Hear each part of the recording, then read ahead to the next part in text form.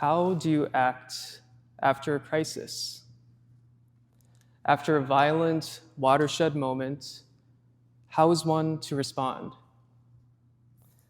Womanist theologian Stephanie Buchanan Crowder offers these questions as we read an account of one of the many conversations held between two people on a walk just days after the unfolding of an event that seemed like the end. Jesus was executed, violence stained the land and air, and the promise of liberation died.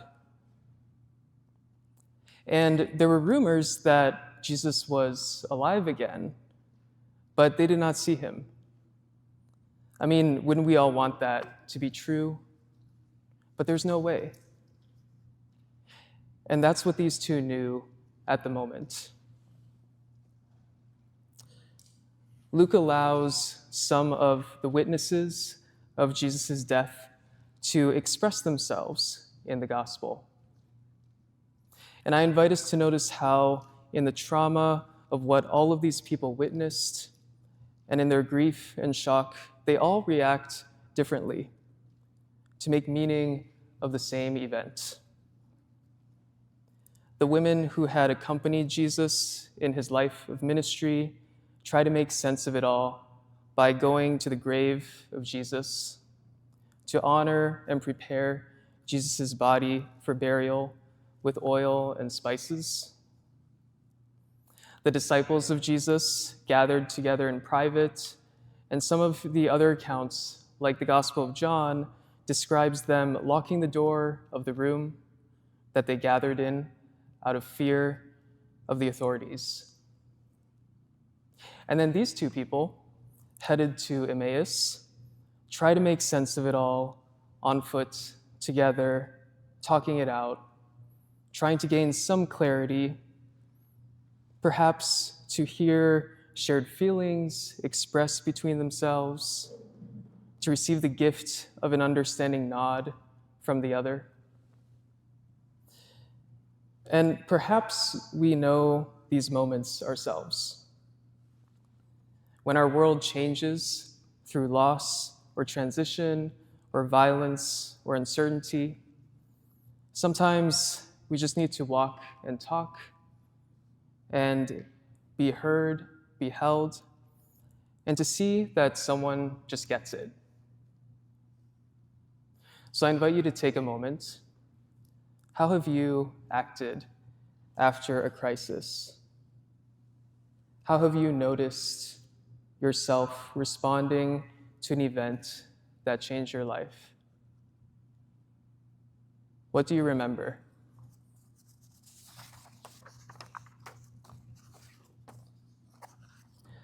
For me, I sometimes recall a memory from 8th grade on March 11th, 2011, and we experienced a large earthquake in Japan, which turned out to be just the first of hundreds of aftershocks that were felt in the coming weeks.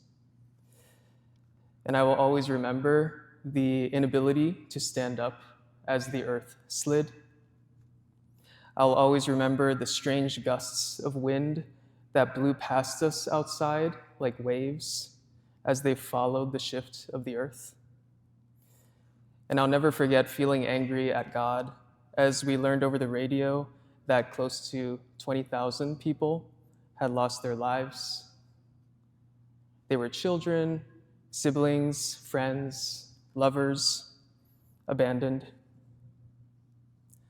But I will also never forget how important it was to be together, side by side, with other people through all of that.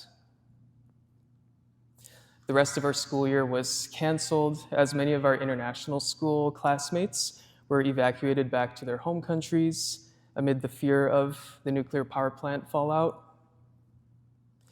And life was suddenly incredibly uncertain. Who have we not heard from yet? Is our water safe? How many more deaths? What kind of a God forsakes people? And what do we do with the sheer scale of this catastrophic loss and new reality? How do we act after a crisis? It may look different to all of us. We may be the ones to feel a sense of call to help, to go to the source, anoint it, prepare it, and weep, or ask all of the questions of protest to be heard in solidarity. We may feel the urge to hide away and lock the doors. But I think an important thing to notice in all of these accounts of the travelers to Emmaus, the women of Jesus, and all of the disciples is that they weren't alone. They gathered together. In pairs and in groups, they expressed themselves. It reminds me of the beautiful practice each Sunday, which we did today too, where we affirm the gift and necessity of what we call 2+. For where 2 or 3 gather in my name, there am I with them. And I think also about Hebrews chapter 10, verse 25, written in the context of discouragement and division. And in that letter, the readers are encouraged not to give up meeting together. It is in the gathering of these 2 travelers to Emmaus that Christ joins them on the journey. And Jesus asks them what they were talking about. And our reading says, for a moment they stood still, looking sad. And then they proceed to tell Jesus what happened to Jesus, but their eyes were kept from recognizing him. And I'm curious why and what that means. And part of me thinks about how sometimes when we are overwhelmed with stress and trauma and the upending of our worldviews or realities, noticing the most familiar things in our lives might be the least of our attention and mental priorities. Perhaps it was that, but whatever it was, Jesus responds to them with the beginning of a revealing. Beginning with Moses and the prophets, he interpreted to them the things about himself in all of the scriptures. And then presumably, they continue to walk together.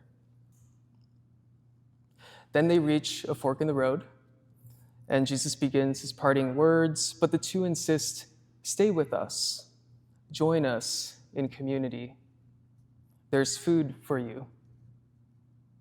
A reflection of gracious hospitality, of nourishment and radical welcome of the stranger that perhaps they knew so well from the teacher that they followed before his crucifixion.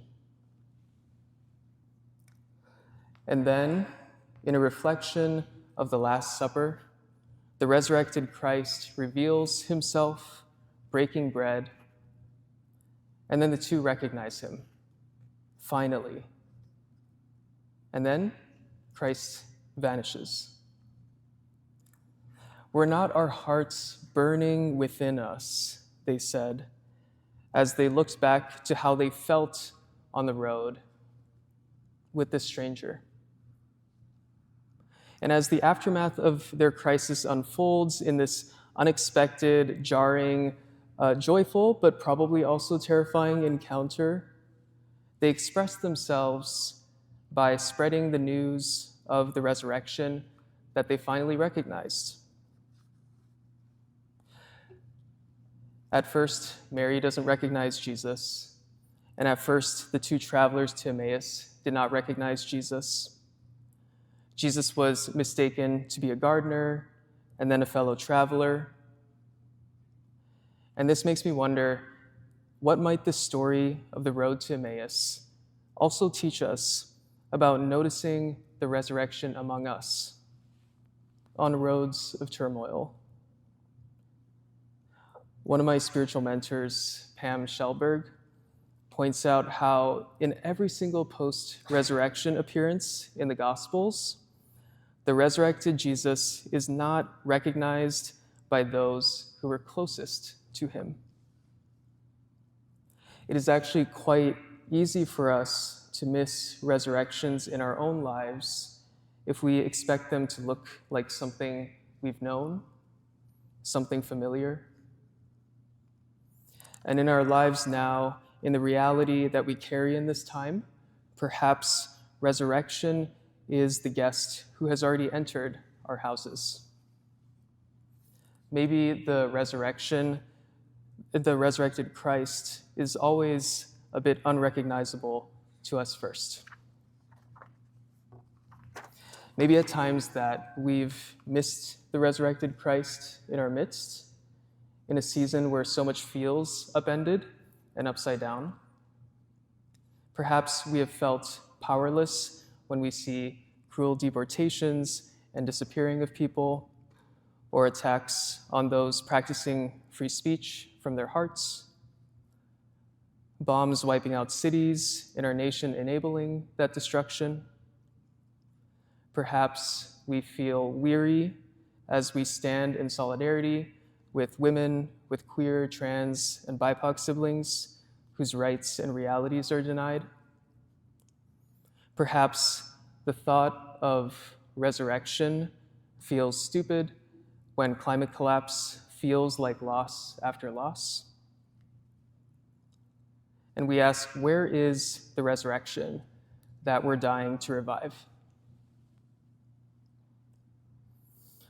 I think it's important to name how we feel when our voices land on apathetic ears, or to notice our grief when we have lost a loved one, or to express how great our numbness or anguish feels in crisis.